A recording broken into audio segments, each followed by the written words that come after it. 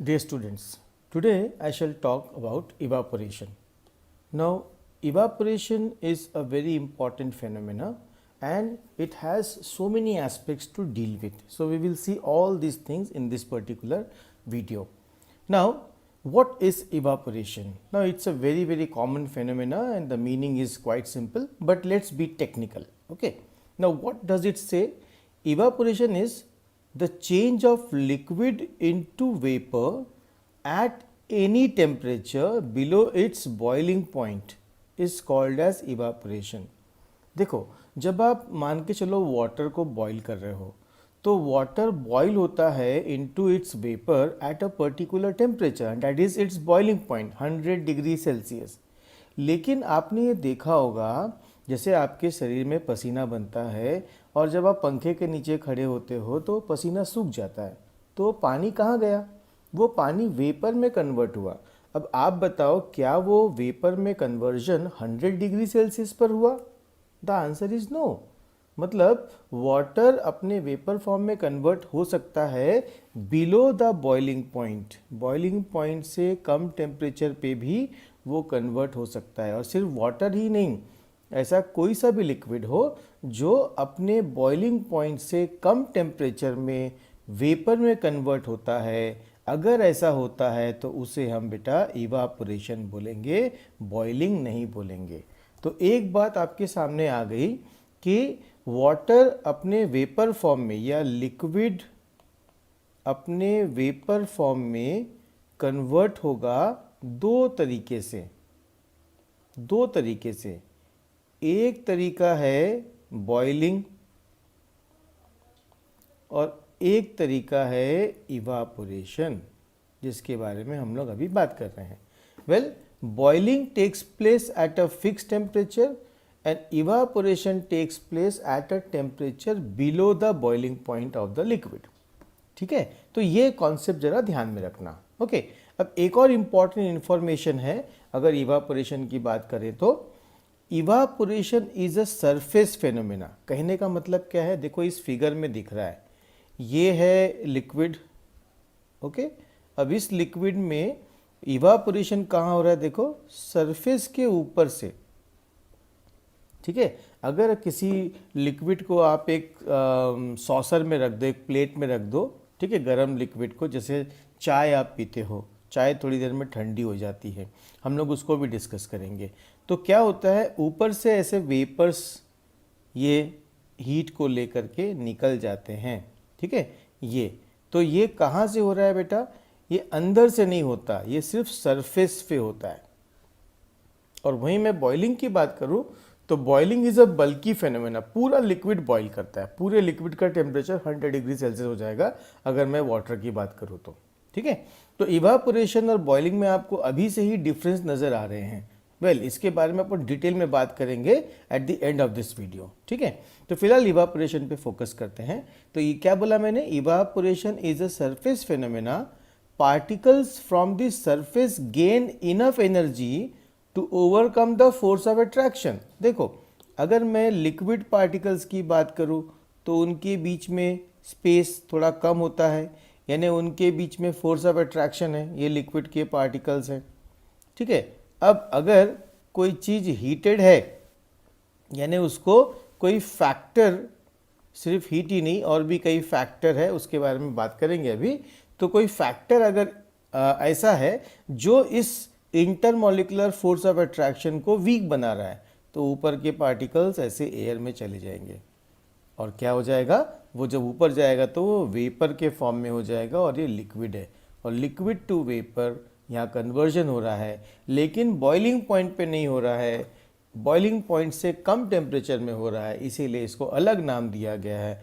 और वो अलग नाम क्या है? इवापोरेशन. ठीक है. तो इस तरह से ये चेंज होता है. तो evaporation is a surface phenomena. Particles from the surface gain enough energy to overcome the force of attraction and change to vapour state. ठीक है. तो इस पर्टिकुलर टर्म के बारे में आपने क्या जाना? दो तीन चीज़ें आपने जानी. सबसे पहले तो इसका डेफिनेशन जो यहाँ लिखा हुआ है, फिर ये एक सरफेस फेनोमेना है, ये किसी भी टेम्परेचर पे हो सकता है below the boiling point. Boiling से ये अलग है, ठीक है। और यहाँ पर कुछ फैक्टर्स हैं जो इसको अफेक्ट करते हैं, ठीक है। अब हम लोग अगले पार्ट में factors affecting the rate of evaporation के बारे में बात करेंगे। फैक्टर्स अफेक्टिंग इवापोरेशन, इवापोरेशन को कौन कौन से फैक्टर्स अफेक्ट करते हैं। वेल, यहाँ पर ज़्यादातर या फिर मोर प्रिसाइसली मैं बोलूँ, फैक्टर्स अफेक्टिंग हम लोग डिस्कस करेंगे द रेट या the speed of evaporation. Evaporation fast होगा, स्लो होगा, ठीक है। तो ये कैसे होगा और क्या होगा। तो पहले तो हम लोग उन फैक्टर्स के बारे में समझ लेते हैं, कौन कौन से फैक्टर्स हैं जनरली। तो कुछ फैक्टर्स आपके बुक में दिए गए हैं, अपन उनके बारे में बात करेंगे। See it is given the rate of evaporation depends upon surface area, ठीक है। अब एक एक करके डिस्कस करेंगे। Temperature, humidity and wind speed. Okay, तो ये 4 मेन फैक्टर्स हैं। ओके, इसमें और भी कई सारे फैक्टर्स हैं, जैसे एक है टाइप ऑफ लिक्विड, लिक्विड किस टाइप का है, ओके, उस पर भी डिपेंड करता है। वेल, उसके बारे में डिस्कशन नहीं है तो मैं भी उसको नहीं लूँगा। हम लोग इन 4 चीज़ों के बारे में बात करेंगे। अब बेटा क्या होता है, देखो, पहला, increase in surface area increases the rate of evaporation. चलो एक छोटा सा एग्जाम्पल लो। आप क्या करना, कल अपना हैंकरचीफ लेना, 2 हैंकरचीफ लेना एक ही साइज़ के, और दोनों को पानी में भिगाना, ठीक है, और उसको स्क्वीज़ कर लेना, पानी उसकी स्क्वीज़ कर लेना, उसको निचोड़ लेना। एक हैंकरचीफ को आप स्प्रेड कर देना, फैला देना सूखने के लिए, और दूसरे हैंकरचीफ को ऐसे ही छोड़ देना। आप बताओ क्या लगता है आपको, कौन सा हैंकरचीफ सूख जाएगा अच्छे से? यस, यू आर राइट, ये वाला हैंकरचीफ सूख जाएगा।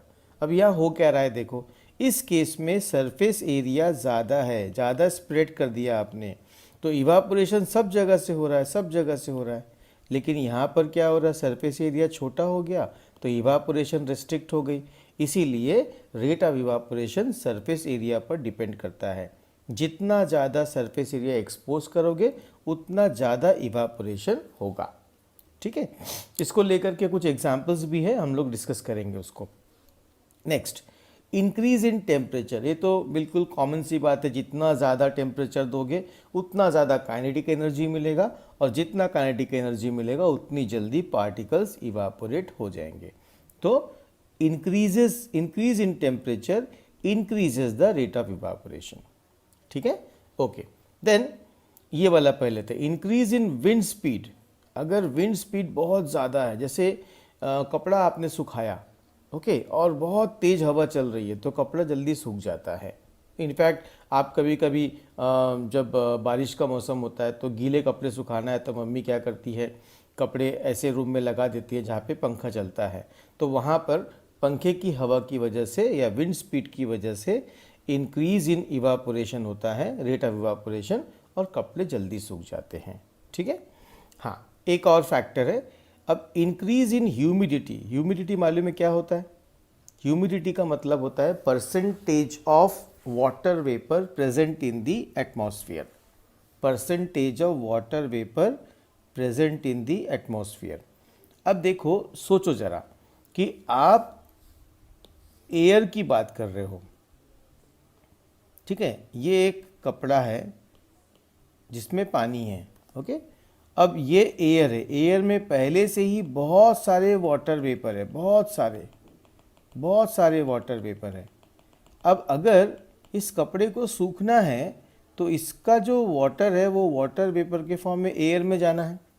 तो अगर एयर में जाना है तो एयर में अगर जगह ही नहीं है, बहुत ज़्यादा है पार्टिकल्स एयर में, यानी ह्यूमिडिटी बहुत हाई है, तो ये यहाँ के वाटर पार्टिकल्स वाटर वेपर में कन्वर्ट होके इसमें जा नहीं पाएंगे बराबर तरीके से। यानी जितनी ज़्यादा ह्यूमिडिटी होगी कपड़ा उतना देर से सूखेगा, ठीक है। तो इसीलिए ये बोला गया है increase in humidity decreases the rate of evaporation, ठीक है। आप जरा सोच के देखो, कपड़े सूखते जल्दी कब है, बारिश के मौसम में या ठंड के मौसम में? आप इस बात को ऑब्जर्व करोगे कि ठंड के मौसम में कपड़े जल्दी सूख जाते हैं, कारण ठंड के मौसम में एयर में ह्यूमिडिटी कम होती है और बारिश के मौसम में ह्यूमिडिटी ज़्यादा होती है। और increase in humidity decreases the rate of evaporation. तो मैं अगर यहाँ इंक्रीज की जगह डिक्रीज लगा दूँ तो ये डिक्रीज की जगह क्या हो जाएगा, इंक्रीज हो जाएगा। तो decrease in humidity increases the rate of evaporation. तो बेटा ये 4 फैक्टर्स है, surface area, temperature, humidity and wind speed, और मैंने आपको ब्रीफली बताया कि ये कैसे अफेक्ट करता है। वेल, इनको लेकर के हम लोग डिटेल में बात करेंगे आगे। Now let us discuss the fact that evaporation causes cooling. एक बहुत सिंपल सा एग्जाम्पल मैं आपके सामने रखूँगा आगे बढ़ने से पहले। आप स्कूल से गर्मी के मौसम में पसीना पसीना होकर के आते हो और आपकी इच्छा होती है कि मैं पंखे के नीचे बैठ जाऊँ, और पंखे को फुल स्पीड में आप ऑन कर देते हो। क्या होता है, व्हाट डू यू फील? आप 2 चीज़ें ऑब्जर्व करते हो। पहला, आपके हाथ पैर में जो पसीना है वो सूखने लगता है, मतलब वाटर वेपर में कन्वर्ट होने लगता है, और दूसरा एक कंफर्टेबल कूलिंग इफेक्ट आपको आती है। ओके, तो बेटा हो क्या रहा है बताओ। आपके हाथ में या शरीर में जो पसीना था वो सूख रहा, यानी water getting converted to water vapour at a temperature below boiling point, मतलब इवापोरेशन हो रहा, पहला। दूसरा, आपको कूलिंग इफेक्ट आ रहा है। अभी कूलिंग इफेक्ट क्यों आ रहा, इसको समझने के लिए इस पर्टिकुलर पार्ट को ज़रा ध्यान से सुनो, ठीक है, क्योंकि इवापोरेशन कॉजेस कूलिंग। अब इसके पीछे का साइंस क्या है, लेट्स अंडरस्टैंड। इसमें आगे जाने से पहले मैं एक चीज़ और क्लियर करना चाहूँगा। आप इस टर्म को आई होप नहीं भूले होंगे, लैटेंट हीट। जब भी चेंज ऑफ स्टेट होगा तो लैटेंट हीट काम आता है, और यहाँ पर क्योंकि इवापोरेशन हो रहा है तो यहाँ हम बात करेंगे latent heat of evaporation. Okay, don't forget it, it's a very very important term. Now चलो देखते हैं हमारे सामने क्या है। यहाँ लिखा है when a liquid evaporates the particles of the liquid absorb heat from the surroundings and evaporate. आप बताओ, अगर एक पर्टिकुलर बाउल में कोई लिक्विड है, इस लिक्विड को एयर में जाना है, तो भाई इस लिक्विड पार्टिकल्स के बीच में जो फोर्स ऑफ अट्रैक्शन है उसको तोड़ेगा तभी तो जाएगा ना। और उसके लिए क्या चाहिए, मोर एनर्जी, और वो एनर्जी कहाँ से मिलेंगी, सराउंडिंग से, आसपास की जो जगह है जो गर्म है वहाँ से मिलेगी, ठीक है। तो अगर वहाँ से एनर्जी ले लिया तो सराउंडिंग तो ठंडा हो जाएगा ना, क्योंकि हीट एनर्जी वहाँ से निकल गया। अब आप अपनी बात करें, जैसे ये आपका बॉडी का सरफेस है, ओके, इसमें ड्रॉपलेट्स ऑफ स्वेट है, पसीना है, ओके। तो अगर ये पसीना जब वाटर वेपर में कन्वर्ट हो रहा है तो इसका मतलब चेंज ऑफ स्टेट हो रहा है। चेंज ऑफ स्टेट हो रहा है तो क्या लग रहा है, latent heat, latent heat, okay, क्योंकि इवापोरेशन हो तो लैटेंट हीट और इवापोरेशन। अब ये एनर्जी कहाँ से लेगा, ये आपके हाथ से लेगा, हाथ में जो गर्मी है उसको यूज़ करेगा। तो बताइए, आपके हाथ की गर्मी को इस पानी ने ले लिया और वो वाटर वेपर में कन्वर्ट हो गया, तो आपके हाथ में ठंडक आएगी कि नहीं आएगी। It is as simple as that, ठीक है। तो यहाँ पर हीट का काम है, वो हीट एनर्जी वहाँ से ले लेता है और उस एरिया को कूलिंग इफेक्ट होती है, इसीलिए कहा गया है इवापोरेशन कॉजेस कूलिंग, ठीक है। गर्मी के मौसम में क्या होता है, people sprinkle water on the roof और open ground because during evaporation water absorbs heat and makes the hot surface cool. देखा होगा आप लोगों ने, लोग घर के बाहर शाम के वक्त पानी छिड़कते हैं और वो पानी जो है वो इवापोरेट होती है, तो इससे क्या होता है, एक कूलिंग इफेक्ट आता है, ठीक है। अब एक और चीज़ देखो, हमारी बॉडी एक मैकेनिज़्म के ज़रिए अपने बॉडी का टेम्परेचर, स्टैंडर्ड टेम्परेचर मेंटेन करती है, और अगर बाहर बहुत ज़्यादा गर्मी है तो आपको स्वेटिंग होता है। आपको पता है स्वेटिंग एक नेचुरल फिनोमेना है, और ये स्वेटिंग बॉडी खुद कराती है, क्योंकि स्वेटिंग के ज़रिए बॉडी की कूलिंग होती है। अभी मैंने बताया आपको, स्वेट इवापोरेट होगा तो बॉडी कूल होगा, ओके। तो वो बॉडी टेम्परेचर को मेंटेन करने के लिए स्वेटिंग होती है, ठीक है।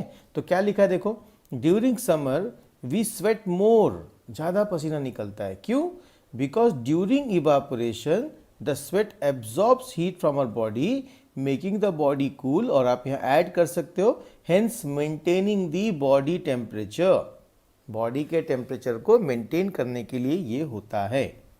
ठीक है, फिर एक और चीज़ है देखो, wearing cotton clothes in summer. अब आपने देखा होगा कि गर्मी के मौसम में आपको एडवाइस किया जाता है कि भाई आप लाइट कलर के क्लोथ पहनो, कॉटन के क्लोथ पहनो। क्यों ऐसा?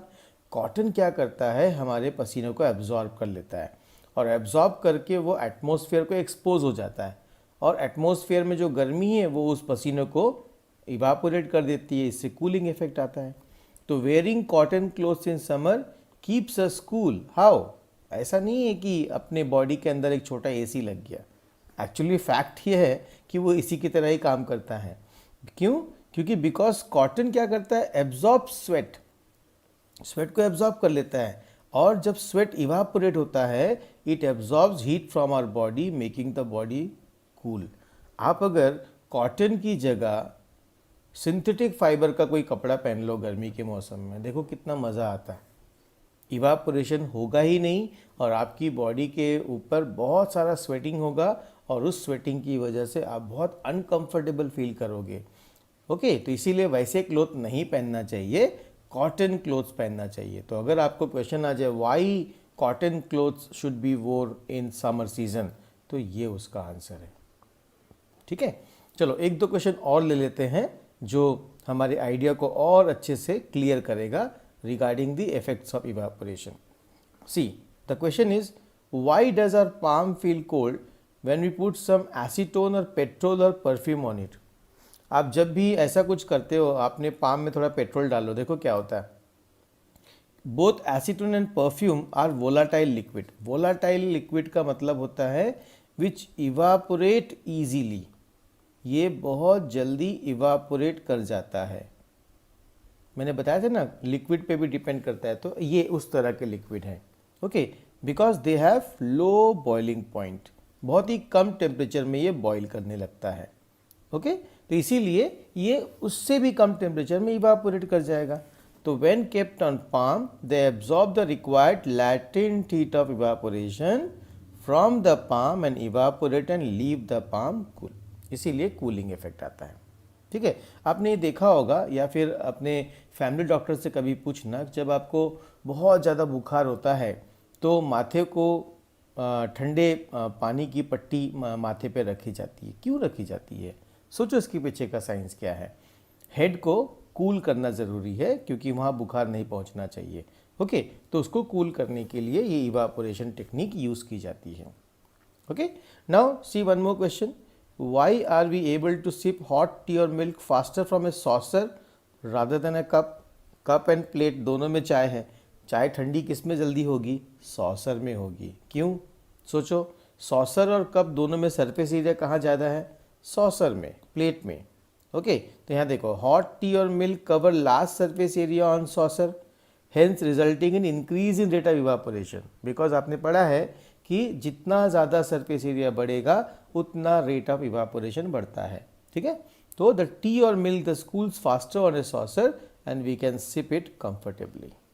Okay, so students, I hope आप लोगों को इस पर्टिकुलर डिस्कशन से इवापोरेशन का जो इफेक्ट है, कूलिंग इफेक्ट, उसके बारे में अच्छी खासी आइडिया मिल गई होगी। नाउ स्टूडेंट्स, अपनी अंडरस्टैंडिंग को और अच्छा करने के लिए चलो थोड़ा सा इसको साइंटिफिकली समझते हैं। ठीक है, अब देखो, अपने घर में गर्मी के मौसम में कूलर यूज़ होता है।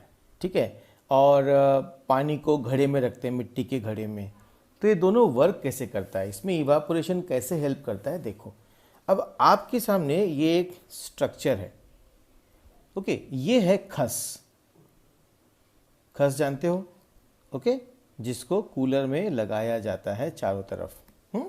अब ये इसमें पानी गिरता रहता है, ऊपर जो ट्रे होता है, ट्रे से पानी इसमें आता रहता है, इसमें पानी आ रहा है। इसमें होते हैं पोर्स, छोटी छोटी छोटी छोटी ओपनिंग होती है इसमें। ठीक है, और ये पानी आकर के यहाँ पर जम जाता है, पानी ट्रिकल करते रहता है ऊपर से, और पानी इसमें आके जम जाता है। अब आपने देखा होगा जो कूलर का पंखा होता है, वो उस पंखे को एक नाम दिया गया एग्जॉस्ट फैन। वो क्या करता है, एक तरफ की हवा खींचता है, जैसे पीछे से खींचेगा तो सामने से फेंकेगा। ओके, अब मान लो कूलर को आप फेस कर रहे हो और कूलर का जो बैक है या साइड है वो ओपन एरिया में है, तो क्या होगा, यहाँ से ये हॉट एयर एंटर कर रही है, बाहर की हवा गर्म होती है वो एंटर कर रही है। अब कहाँ से एंटर कर रही है, जब वो खस से एंटर करेगी तो खस में ऑलरेडी पानी है, तो पानी क्या हो जाएगा, इवापोरेट हो जाएगा। और इवापोरेट होगा तो हीट किससे ले लेगा, वार्म एयर से, हॉट एयर से हीट ले लेगा। तो बेटा जब ये हीट निकल जाएगा तो जो हवा सामने से निकलेगी वो होगी ठंडी हवा।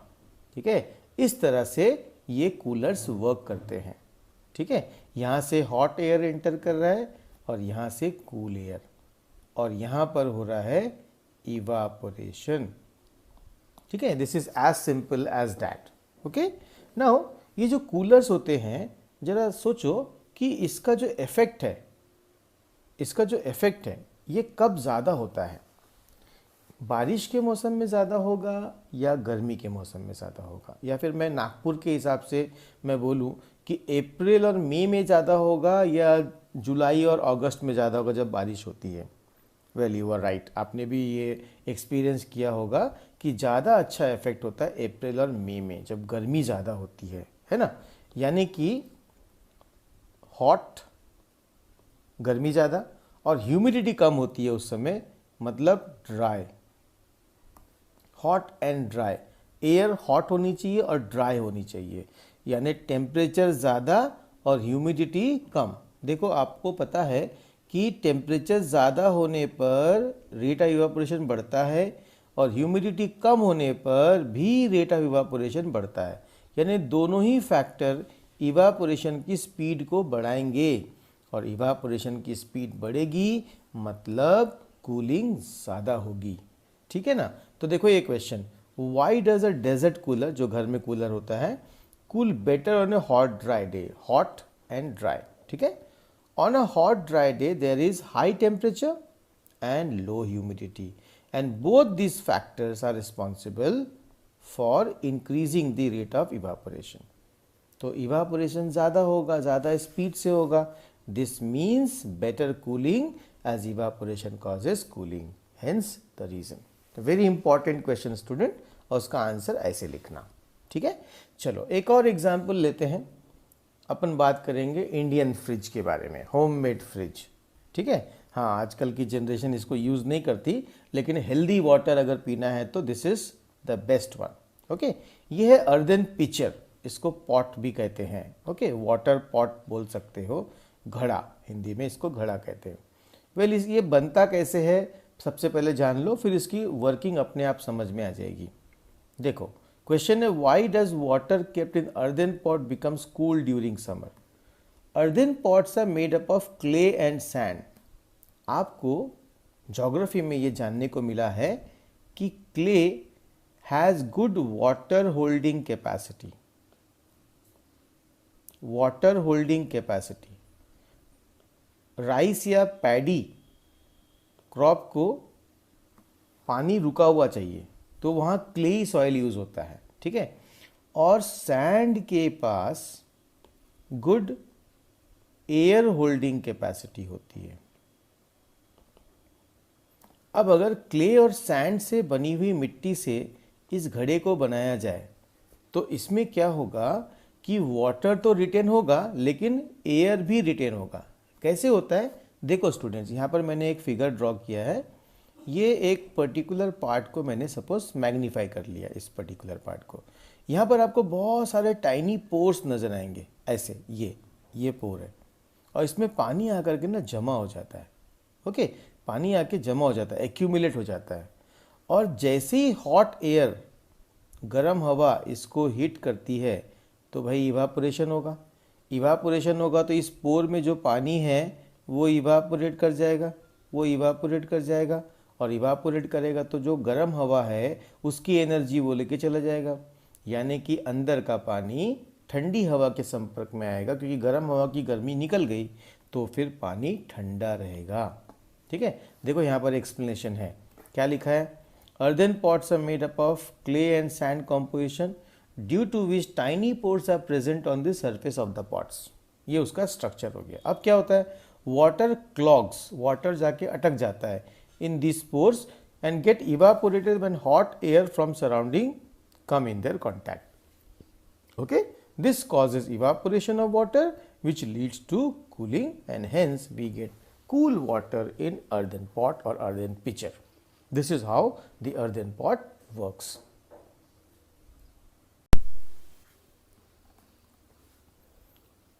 Now students, there are a few questions in your textbook. Let us discuss them one by one. The first one says, why do we see droplets of water on the outer surface of glass containing ice cold water? अभी गर्मी का मौसम है, आप लोग ठंडा पानी पीते हो, फ्रिज से जैसे ही बॉटल निकालते हो तो क्या देखते हो, बॉटल बाहर से वेट हो जाता है ना, पानी पानी आ जाता है। तो क्या लगता है आपको, क्या पानी अंदर का बाहर आ गया? No, it is not like that.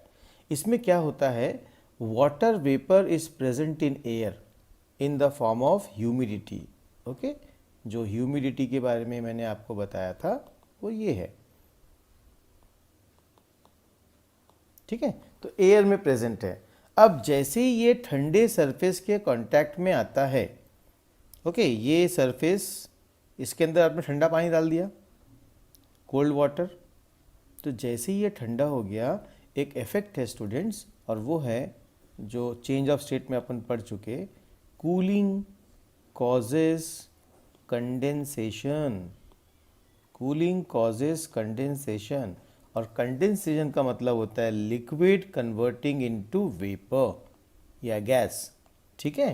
तो यहाँ वही होता है, जो एटमॉस्फेयर में वाटर वेपर है वो यहाँ पर कन्वर्ट हो जाता है, सॉरी मैंने गलत बोल दिया, लिक्विड कन्वर्टिंग इनटू वेपर नहीं है, सॉरी, वेपर या गैस कन्वर्टिंग इनटू लिक्विड है, ठीक है। तो जो वेपर, वाटर वेपर बाहर होता है वो यहाँ पर लिक्विड के फॉर्म में कूल सरफेस के ऊपर कंडेंस हो जाता है, ठीक है। इस तरह से ये होता है। देखो लिखा है, on coming in contact with the cold surface of the glass containing ice cold water, the vapour loses energy and gets converted to liquid state, okay, which we see as water droplets. तो एक important question है, इसको जरा ध्यान रखना। Okay, now एक last segment है इस पर्टिकुलर चैप्टर का। अब दोनों को अपन ने पहले ही डिस्कस कर लिया अलग अलग, लेकिन एक कंपैरिजन है, एक बड़ा इंपॉर्टेंट क्वेश्चन है, और वह है distinguish between evaporation and boiling. अब जो भी आपने अब तक सीखा है कंपेयर करो। पहले क्या लिखा है, it takes place at any temperature below the boiling point of liquid, लेकिन ये it is taking place at a fix temperature, and what is that, that is the boiling point of liquid. Surface phenomena, bulky phenomena, bulky का मतलब है पूरी liquid boil होगी, temperature ऊपर के liquid का, नीचे के लिक्विड का, बीच के लिक्विड का, सब का टेम्परेचर सेम रहेगा, लेकिन यहाँ ऐसा नहीं है, ये सरफेस के ऊपर से होता है। इट कॉजेज कूलिंग, बहुत सारे एग्जाम्पल देख लिए, लेकिन बताओ बॉइलिंग में कूलिंग होती क्या? बॉइल्ड वाटर अगर गिर जाएगा शरीर पे तो क्या कूलिंग होगी? वहाँ होती है हीटिंग, ठीक है। Then it is affected by humidity, इसमें ह्यूमिडिटी का कोई असर पड़ेगा क्या? बिल्कुल नहीं, यहाँ पर ह्यूमिडिटी का कोई भी असर नहीं पड़ता। इसके अलावा भी और कई डिफरेंसेस है students, but these are some of the important differences to be kept in mind. Okay, so this is the end of the chapter.